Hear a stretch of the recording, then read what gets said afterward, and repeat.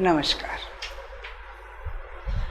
आज मैं वैसे तो हम लोगों ने यही चर्चा में हम ला चुके हैं पहले, पर आज मैं स्पेशली बीमारी के अंदरूनी कारण जो होते हैं उसके बारे में आपको परिचित कराऊंगी। आज मैं परिचित ही कराऊंगी। इसके बाद कंक्लूडिंग जो दो छोटे छोटे ये जो टॉक्स हैं होंगे, उसमें मैं माता जी के वर्ड्स में ले आऊँगी। माता जी क्या कहती हैं बीमारियों के बारे में, किस तरह से हम अपने आप की रक्षा कर सकते हैं, अपने आप को बचा सकते हैं बीमारियों से या एडवर्स फोर्सेस से, और किन कारणों से ये हमारे अंदर आते हैं, घर बसाते हैं इत्यादि। आज तो मैं थोड़ा सा इसी के बारे में जो मैंने पढ़ा है माता जी से उसके बारे में खाली उसका एक छोटा सा वो बता रही हूँ कि वो कहती है कि एक होता है ईश्वरीय शक्ति जिसने हमें जन्म दिया है, वो तो हम सभी जानते हैं, जिसे हम डिवाइन फोर्स के कहते हैं के नाम से जानते हैं, जो हमारे लिए हरदम काम करने के लिए तैयार रहता है, हमारी रक्षा के लिए सतत तत्पर रहता है, क्योंकि हम उनके बच्चे हैं। वो हमें सर्वदा सहायता के लिए आतुर रहता है।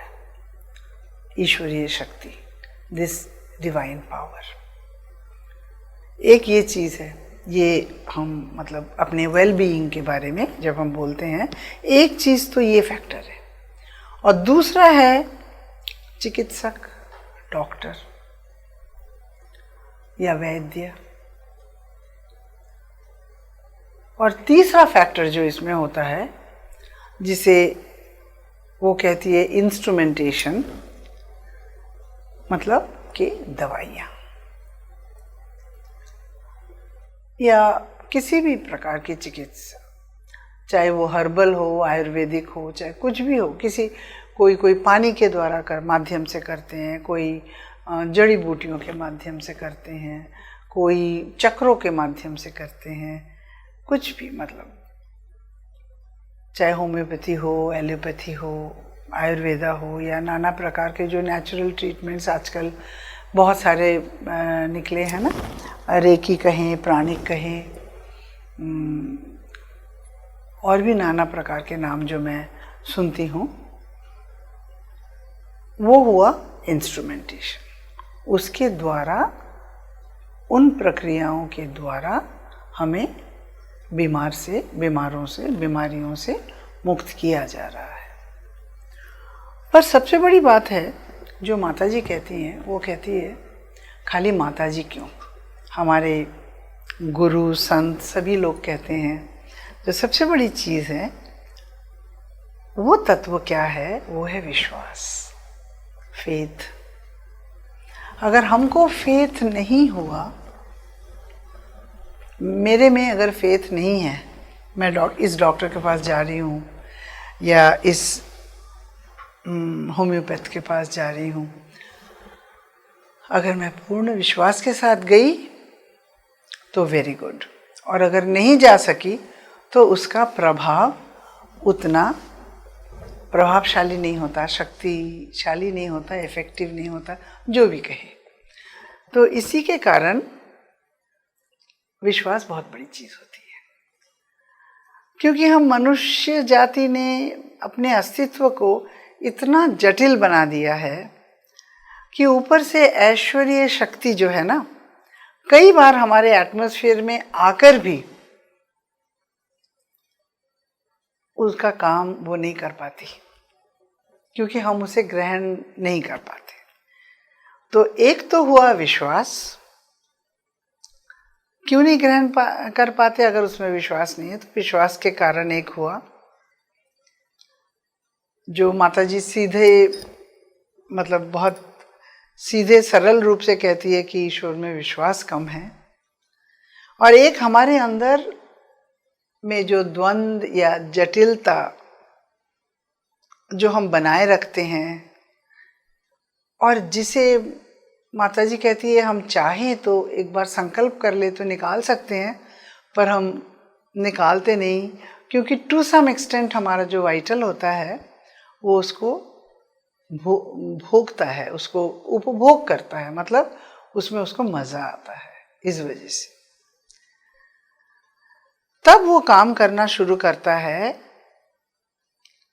मतलब वो शक्ति की बात बोल रही, ईश्वरी शक्ति जब देखता है कि मैं ऐसे डायरेक्टली इनके ऊपर काम नहीं कर पाता हूँ, तो फिर वो काम करता है डॉक्टर्स के थ्रू, चिकित्सक किसी के माध्यम से, किसी चिकित्सा के माध्यम से, दवाइयों के माध्यम से। तो कहते हैं ना कि हमारा जो शरीर है वो जड़ तत्वों से बना है, सबकॉन्शियस से आया है, कहते हैं अवचेतना से। तो उसे एक जड़ वस्तु की पहचान पसंद है, उसे अच्छा लगता है, हमारे शरीर को ही एक माध्यम अच्छा लगता है। मैं ऐसे ऐसे लोगों को जानती हूँ, यहाँ पे मैं तो पौंडीचेरी में रहती हूँ, तो मेरे घर जो काम करने वाली लड़कियाँ आती है इत्यादि, तो एक डॉक्टर है उनके पास ये लोग बहुत जाते हैं। एक तो वो थोड़ा बहुत सेवा भाव से भी काम करता है, पैसे बहुत कम लेता है, तो उनके साथ जाके मैंने लॉकडाउन के टाइम पे एक बार मैं उनसे मिली, तो उनके साथ मेरी चर्चा हो रही थी। तो मैंने कहा डॉक्टर साहब, मैं इनको ऑलवेज बोलती हूँ बेटा बुखार आया तो क्या हुआ, थोड़ा रेस्ट ले लो, अब भाग भाग के डॉक्टर के पास जाके इंजेक्शन लेते हो। कहते नहीं, हमारा इंजेक्शन लेने से ठीक हो जाता है। मैं कहा डॉक्टर साहब हमने तो कभी ऐसा किया भी नहीं, हमारी माँ ऑलवेज बोला करती थी कि 3-4 दिन अपने आप को देखो, देह अपने आप को ऑलवेज ठीक करना चाहता है। माता जी खुद भी कहती है body always wants to be absolutely निरामय, उसको बिल्कुल मतलब निरोग, रोगग्रस्त रहना बॉडी खुद पसंद नहीं करता है, खुद अपने आप को ठीक कर लेता है वो। तो ये लोग भाग भाग के आपके पास आते हैं। तो इन्होंने मालूम मुझे क्या कहा, उन्होंने कहा कि दीपशिखा जी आपसे एक बात बताऊं, आप समझेंगे मुझे, कि मैंने भी बहुत बार इनसे कहा पर ये लोग सुनते नहीं हैं, इन लोगों को विश्वास है मेरे इंजेक्शन पर, मैं पानी भर के इंजेक्शन देता हूँ और वो ठीक भी हो जाते, क्योंकि उनको विश्वास है कि इस पानी में दवाई है, ये डॉक्टर हमें ठीक कर देंगे। सो विश्वास बहुत बड़ी चीज होती है एक्चुअली। तो हमारे देह को, हमारे मन को, हमको एक मीडियम, फिजिकल मीडियम हम पसंद करते हैं लेना।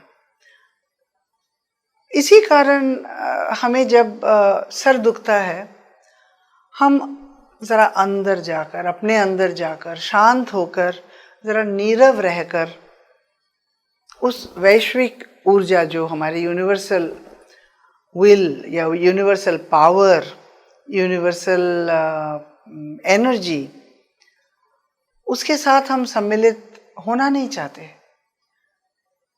हम चाहते हैं एक टैबलेट ले ले, वो ज्यादा पसंद करते हैं। शरीर में कुछ भी हो, वो कहीं ना कहीं एक, माता जी कहती है, एक संकीर्णता के कारण, कहीं ना कहीं किसी अवरोध, किसी रेजिस्टेंस के कारण ही होता है। तब हमें सबसे पहले चेतना के प्रसार की जरूरत होती है।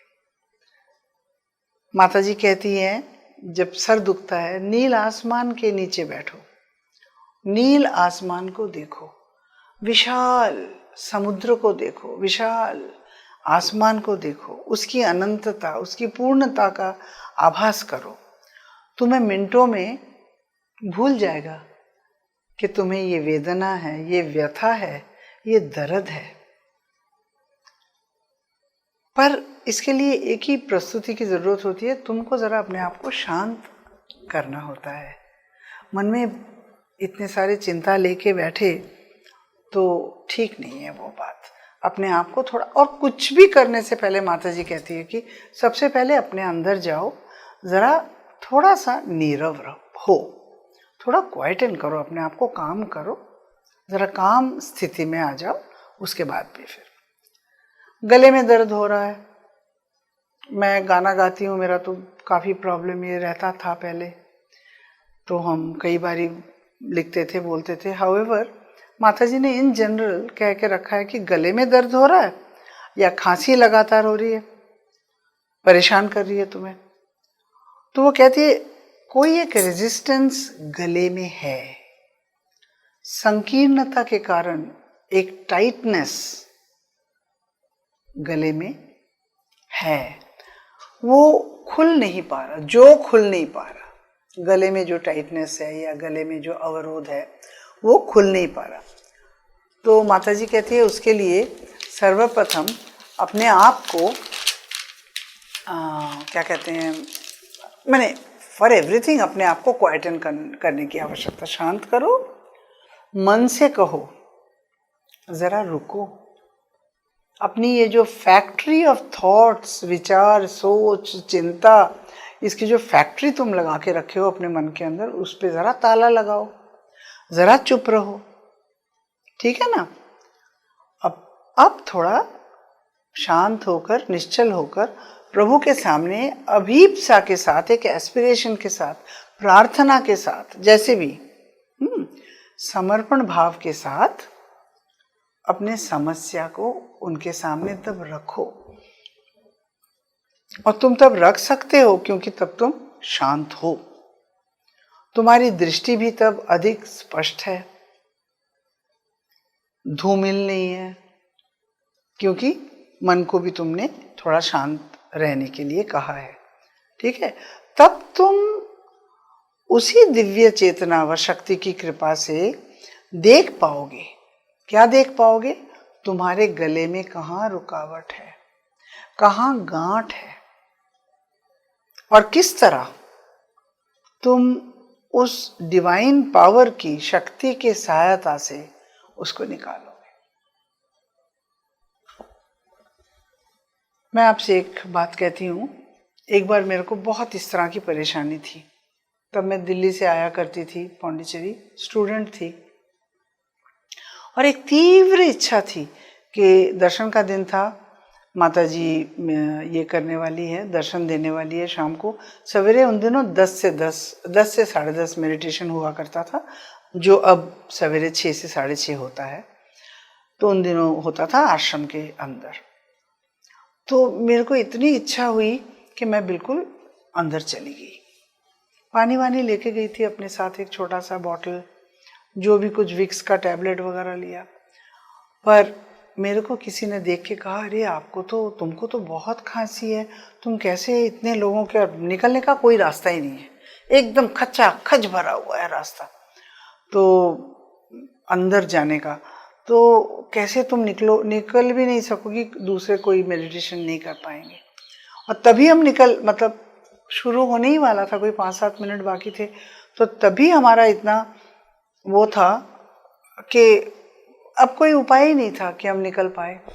तो फिर मैंने बैठ के माता जी से कहा, तब तो मुझे ये सब पढ़ाई लिखाई कुछ करी नहीं थी, तब एक माता जी के लिए एक अजीब सा आकर्षण था, आते थे, माँ को देखते थे, रहते थे थोड़े दिन, स्कूल वो छुट्टियाँ होती थी जब समर में, नहीं तो दिसंबर में, तो कुछ भी मालूम नहीं था। पर मैंने माता जी से कहा, माँ मुझे ना बहुत इच्छा, मैं आई हूँ इस दर्शन के लिए, और बड़ी बहुत इच्छा है कि मैं मेडिटेशन कर पाऊँ, बहुत खांसी है, आप तो जानते ही हो, मुझे तो मालूम नहीं क्या करना चाहिए।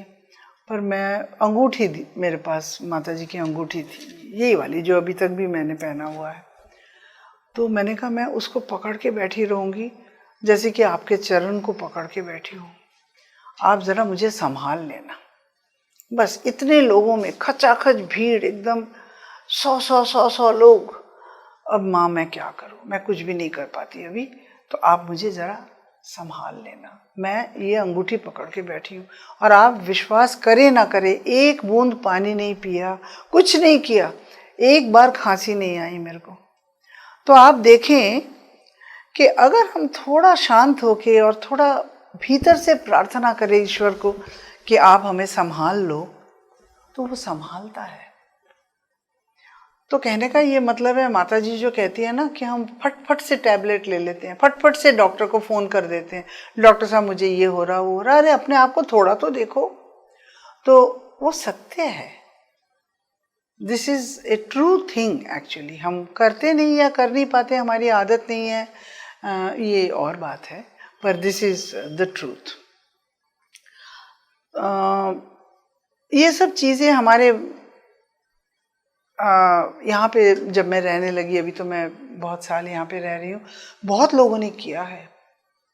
इसका परीक्षण हो चुका है, एनालिसिस हो चुका अपने आप के ऊपर, बहुत के बिना दवाइयों के भी हम कितने दूर तक जा सकते हैं, क्योंकि बॉडी ऑलवेज कोऑपरेट करता है उस हिसाब से। एकदम परीक्षित चीज़ें हैं, एनालिसिस की हुई चीज़ें हैं, चाहे पेट में दर्द हो, चाहे पीठ में दर्द हो, चाहे घुटने में दर्द हो, कहीं भी हो, उनकी शक्ति को अगर हम बुला सके और उसका एक स्पर्श दे सके हमारे बॉडी को और हमारे मन को, हमारे पूरे सत्ता को, तो माँ वैसे सीधी बात कहती है कि अपने अंदर नाना समस्याएं, मन एक कहता है तो प्राण एक कहता है, शरीर कहता है मुझे तो सबसे अच्छा लगता सोने में, कुछ भी हो। तो ये जो चीज़ें हैं जिसके ऊपर हमारा अधिकार कम है, तो यहीं पर सामंजस्य लाने की बहुत आवश्यकता है। मन को समझाना पड़ता है, प्राण को समझाना पड़ता है। ये कोई टाइम है आइसक्रीम खाने का? ये तो बहुत गलत टाइम है, ये तो काम का टाइम है, बाद में हम तुमको ज़रूर देंगे, पर अभी मुझे सताओ मत। शरीर कहता है मुझे रेस्ट करना है, अरे 10:30 बजे क्या रेस्ट करना है, चलो और थोड़ा काम कर लो, सब ठीक हो जाएगा। तो समझाना, एक एक हमारे अंदर जो एक एक स्तर है भगवान ने जो दिया है, और दे आर ऑल सपोर्टिव, ऐसी बात नहीं है। पर अगर हम अपने मर्जी से चले, अपने फैंसी से चले, जो मर्जी हो रहा, जैसा मन कर रहा करें, तो फिर वो डिसिप्लिन नहीं है। माता जी कहती है डिसिप्लिन तो करना बड़ा ज़रूरी है अपने आप को अंदर से, एब्सोल्युटली। तो जो भी है ये हार्मनी बनाए रखने के लिए माता जी कहती है कि ईश्वरीय शक्ति के साथ जुड़ना बड़ा ज़रूरी होता है। मतलब कि हमारी साइकिक बीइंग कहें, आत्मा कहें, इष्ट देवता कहें, कोई भी ईश्वरीय शक्ति के साथ, हायर एंड हाईएस्ट पावर के साथ जुड़ना बड़ा ज़रूरी होता है, क्योंकि वो कहती है कि उनके सहायता के बगैर हम अपने आप को हारमोनियस नहीं बना सकते, कंट्रोल में नहीं ला सकते। क्योंकि ये कहती है it's a play of forces. एक तो वो डिवाइन फोर्स जिससे मैंने शुरू किया था, वो है जिसने हमारी सृष्टि की है, और दूसरे फोर्सेस हमारे इर्द गिर्द और हमारे अंदर जो काम करते हैं। तो इनको ज़रा हमको कंट्रोल में रखना होता है। तो जैसे वो कहती है कि अंदर ठीक हो तो ही बाहर हम ठीक से रह सकते हैं। तो आज तो मैंने जस्ट परिचय कराया, अगली बार, अगले 2 बार मैं ख़त्म कर दूँगी ये सीरीज़ जो हमारे स्वास्थ्य संबंधी थोड़ी थोड़ी चीज़ें हम जो कर रहे हैं, चर्चा कर रहे हैं जिनकी, तो नेक्स्ट टाइम मैं माता जी के वर्ड्स में लाऊंगी। एक बार तो क्या कारण है उनके पहचानने की ज़रूरत है हमारे अंदर, और फिर उनको अगर हमने पहचान लिया तो समाधान क्या है वो जो बताती है। ठीक है, तो आज यहीं तक रहे। नमस्कार।